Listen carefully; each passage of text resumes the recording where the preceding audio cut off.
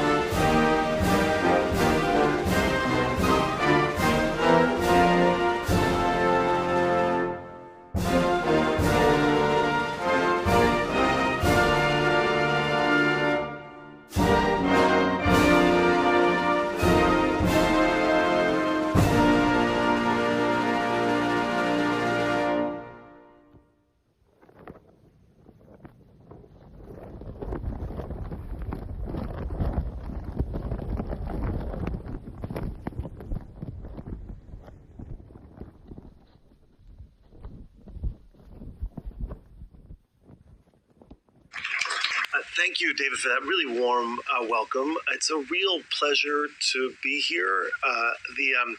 The book that I've just really finished, it still feels new to me, is one that was powerfully shaped by my experience in the Federal Research Division 5 or 6 years ago. I'm very grateful to Roberta Goldblatt, who's out there somewhere, I think, and to David for allowing that to happen. It was it's a fabulous collection of extraordinary materials, and I was really lucky to have early access to it. I thought I'd talk a little bit about how I came to this book project, so long as you promise not to tell any historians what I say, because it's professionally embarrassing what I'm about to say. So you're not going to put this on the web or anything, right? I lived in New York on 9/11. I lived on Greenwich Street, about a half mile north of the Trade Towers, and my wife and I watched the second plane hit from the street. It was a big moment for us and for many millions of Americans.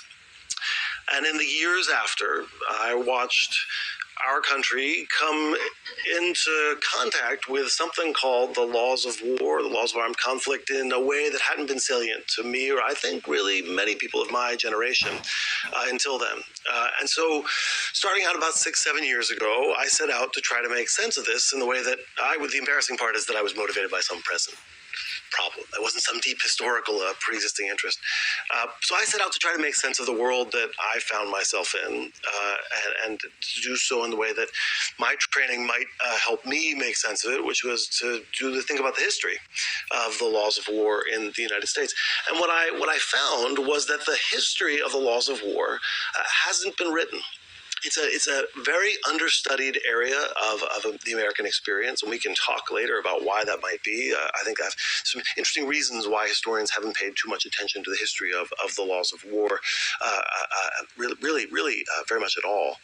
And in exploring that story, I came across a character named Francis Lieber, who's a Prussian immigrant to the United States, came to the United States in 1827, and quickly became one of the United States' most garrulous public intellectuals.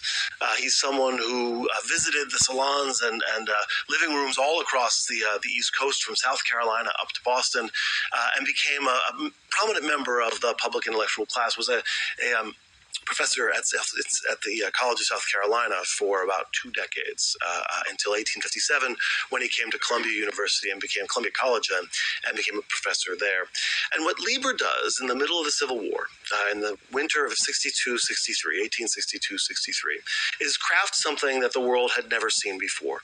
He crafted a pamphlet designed for use by military officers in the field that would condense the traditions of the laws of armed conflict going back into the early modern period, a tradition that had been captured before then only in multi-volume treatises, principally in Latin and French, some starting to be published in English in the latter part of the 18th century and into the 19th.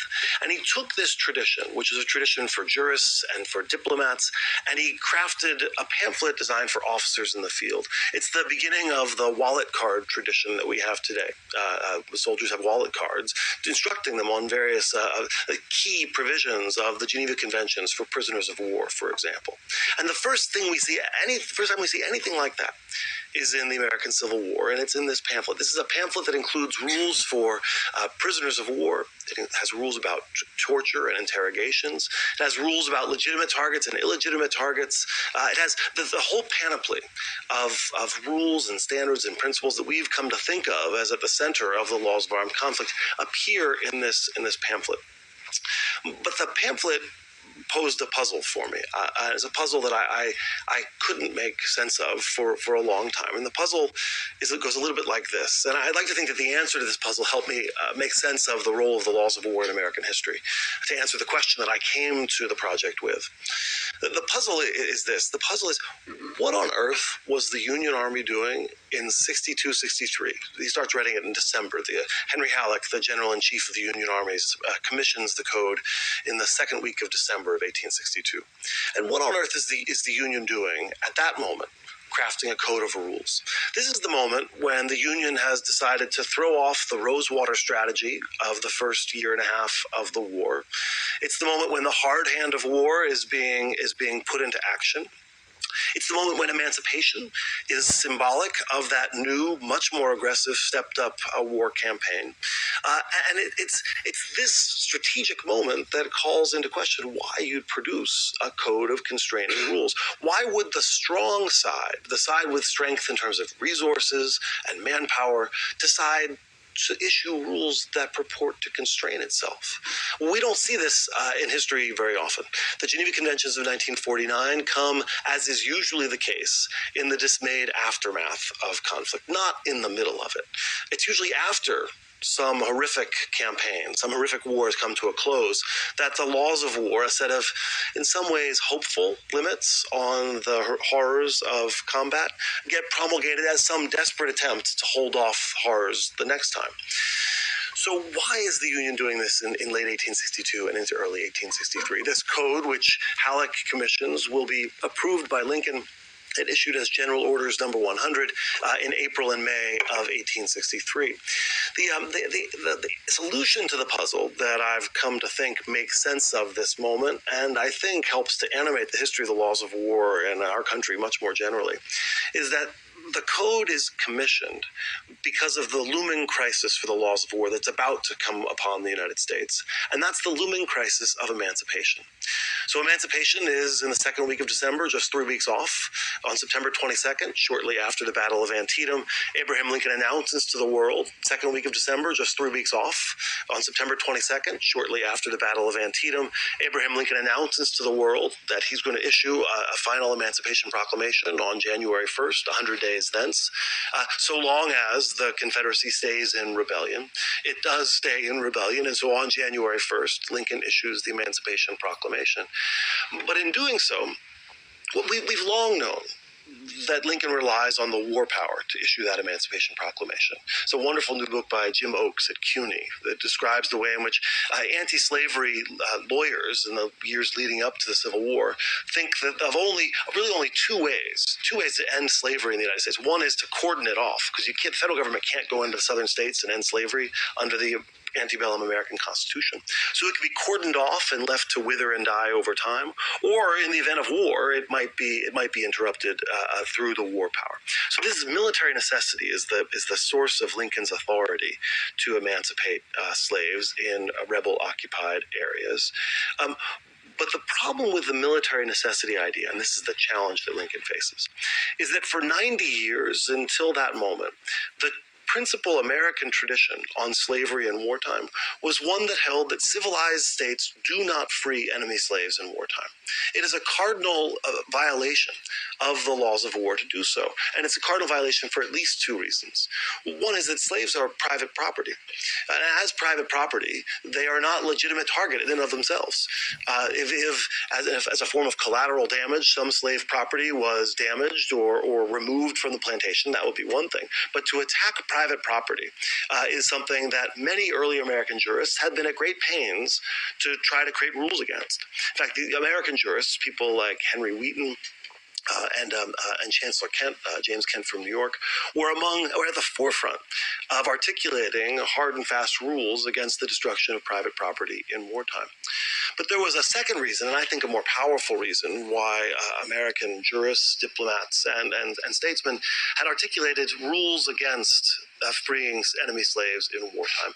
And that was the palpable risk of slave insurrection in the event of interference with the slave economy.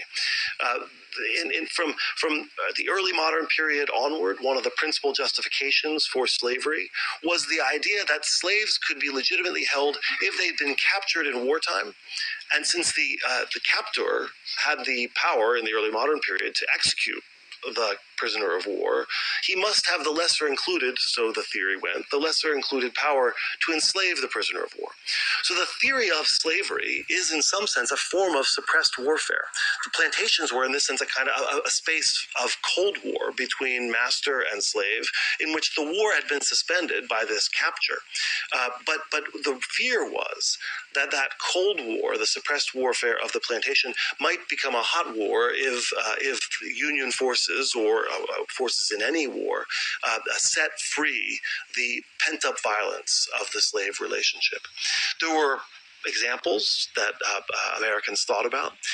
Lord Dunmore in 1775, the last British royal governor in Virginia, and made a proclamation of his own. And his proclamation was that American slaves reaching his lines would be freed if they turned against their Virginia rebel owners. This produced outrage among Virginia planters and slaveholders, produced outrage throughout the American colonies. American statesmen like Washington watched with anger as British vessels leave New York in 1783 carrying thousands of American slaves. That's Washington's view. The British view is they're not slaves at all anymore. But watched with anger in 1783 as British slaves leave New York Harbor. The pattern repeated itself in the War of 1812.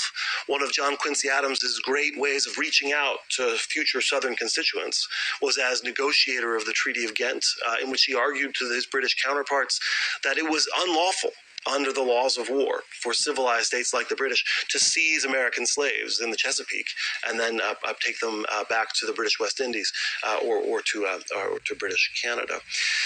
And in negotiating the treaty and then in arguing about the treaty's terms for a decade and a half after that, John Quincy Adams made the argument time and time again that it was unlawful under the laws of war for the British to carry off slaves. So when Lincoln in late 1862, in the second half of 1862, turns to emancipation, the Lincoln administration has a challenge. And the challenge is to overturn some 90 years of American tradition on this point. And the deep concern is not only a private property violation as an illegitimate target in wartime, but also a deep fear of a humanitarian nightmare that will ensue if slave insurrection should follow from emancipation. And what is produced as an effort to legitimate and contain the risks of emancipation is this Code of War.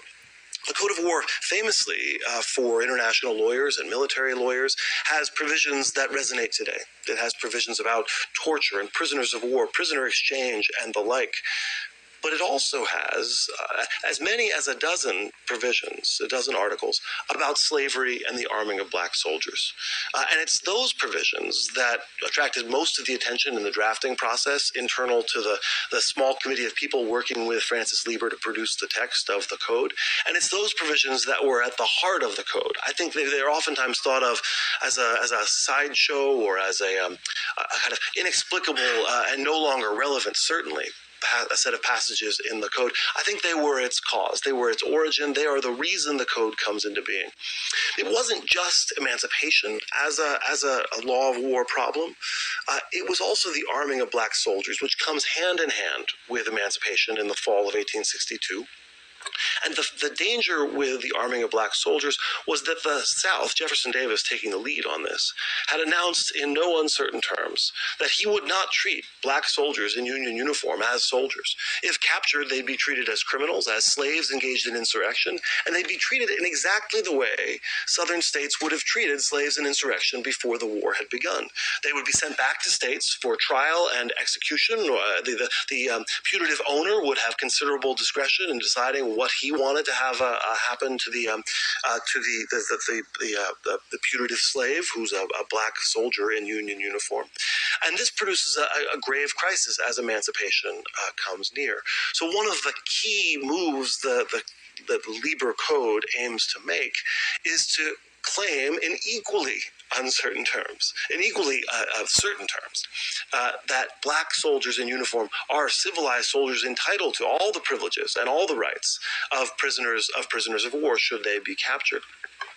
Those are the twin projects of the code, I think, the things that call it forth. There are all sorts of other interesting features of the code. There are all sorts of law of war crises and difficulties that are arising during the course of the war. But it's this crisis that is an unparalleled, unprecedented crisis that produces a new need for a restatement of the laws of war that will include emancipation and include black soldiers as central to the tradition, not as dangerous aberration.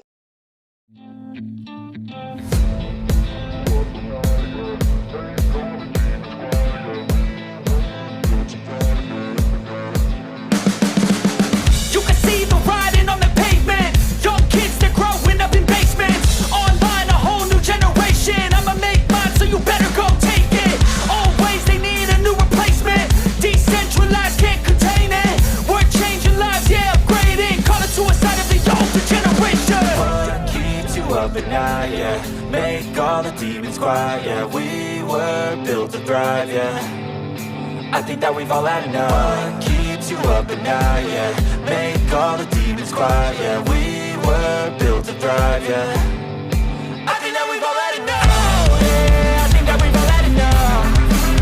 Sick of dealing with the old plan, they know that we're calling it wrong. You got me like, oh yeah, I think that we've all had enough.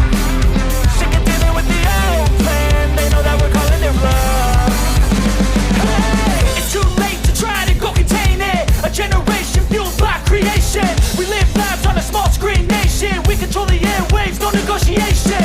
I refuse to think we need saving. Something good will come from creation. And when we think that the world is too anxious, we'll adapt, evolve, survive and save it. What keeps you up at night, yeah, make all the demons quiet, yeah, we were built to thrive, yeah, I think that we've all had enough. What keeps you up at night, yeah, make all the demons quiet, yeah, we were built to thrive, yeah.